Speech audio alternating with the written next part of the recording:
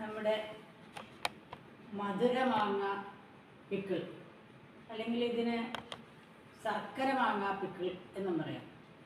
ഇത് എങ്ങനെ ഉണ്ടാക്കുന്നതെന്ന് ഞാൻ കാണിച്ചു തരാം. ഇത് ഒരു വർഷക്കാലം വരെ ഇരുന്നാലും കേടുകൂടിയല്ല, നല്ല സൂപ്പർ ടേസ്റ്റാണ്. ഇത് ഇവിടെ അമ്മച്ചി ഉണ്ടാക്കിക്കൊണ്ടിരുന്നത് പഞ്ചസാര ഇട്ടാണ്, ഞാൻ പക്ഷേ നല്ല വെളുത്ത ശർക്കര ഇട്ടാണ് ഉണ്ടാക്കിയിരിക്കുന്നത്. സ്വീറ്റ് മാംഗോ പിക്കിളിനുള്ള മാങ്ങ തൊലി ചെത്തി പൂളി വെച്ചിരിക്കുന്നു. ഇനി 2 മാങ്ങയും പൂളി ചെറുതായിട്ട് അരിയണം. ചിലരൊക്കെ അതിങ്ങനെ ഉരച്ചെടുക്കണേക്കാളും നല്ലത് തീരെ ചെറുതായിട്ട് അരിയുന്നതാണ്. മാങ്ങ എല്ലാം ചെറുതായിട്ട് അരിഞ്ഞ് ഒരു ബൗളിലിട്ടു. പ്രീ പ്രിപ്പറേഷനായിട്ട് ചെയ്യേണ്ടതാണ്. ഈ ബൗളിലേക്ക് നല്ല കൊഴുത്ത ശർക്കരപ്പാനി, കണ്ടോ, ഈ ശർക്കരപ്പാനി 1 കപ്പ് ഇതിനകത്ത് ചേർത്ത് വെച്ചിരിക്കുകയാണ്.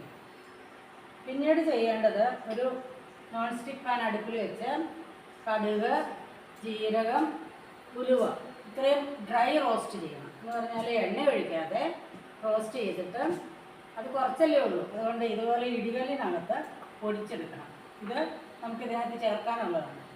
ഇത്രയാണ് പ്രീ പ്രിപ്പറേഷനായിട്ട് ചെയ്യേണ്ടത്. ഇത് കഴിഞ്ഞാൽ പിന്നീട് നോൺ സ്റ്റിക്ക് പാൻ അടുപ്പിൽ വെച്ചിരിക്കുകയാണ്. അത് നല്ലെണ്ണ 2 സ്പൂൺ നല്ലെണ്ണ ഒഴിച്ചു.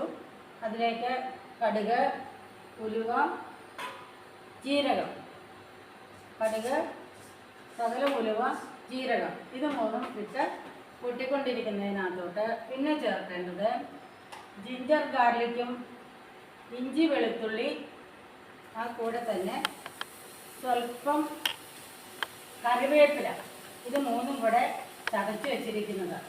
അത് ഇതിനകത്തോട്ട് ചേർക്കണം. ഇതൊന്ന് ചെറിയതായിട്ട് ഇതിൻ്റെ പച്ചച്ചവ് മാറിക്കഴിയുമ്പോൾ ഇതിനകത്തോട്ട് പിന്നെ നമ്മുടെ മസാലകൾ ചേർക്കണം.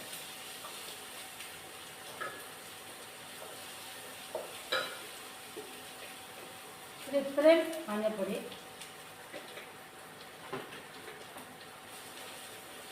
ഒന്ന് ചെറുതായിട്ട് മൂത്ത് കഴിയുമ്പോൾ, അധികം മുളകിൻ്റെ ആവശ്യമില്ല, കാരണം ഇത് മധുരമാണല്ലോ. ഇതിന് 2 സ്പൂൺ മുളകും കൂടെ ഇട്ട് വഴറ്റണം. ഇങ്ങനെ വഴറ്റിക്കൊണ്ടിരിക്കുന്ന സമയത്ത് തന്നെ നമ്മൾ ചേർത്ത് വെച്ചിരിക്കുന്ന, വഴറ്റിക്കൊണ്ടിരിക്കുമ്പോൾ അതിൻ്റെ തീ ഒന്ന് ക്രമീകരിക്കണം.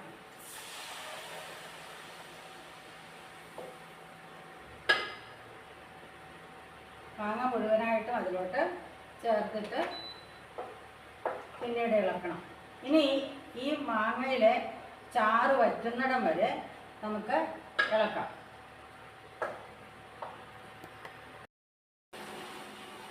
ശർക്കരപ്പാനി ഏതാണ്ട് പകുതി വറ്റിക്കഴിഞ്ഞു.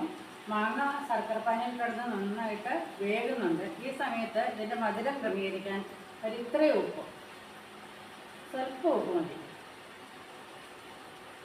ഉപ്പിട്ടതിന് ശേഷം ഇനി ചേർക്കേണ്ടത് നമ്മൾ ഡ്രൈ റോസ്റ്റ് ചെയ്ത് വെച്ചിരുന്ന ജീരകം, കടുക്, ഉലുവ.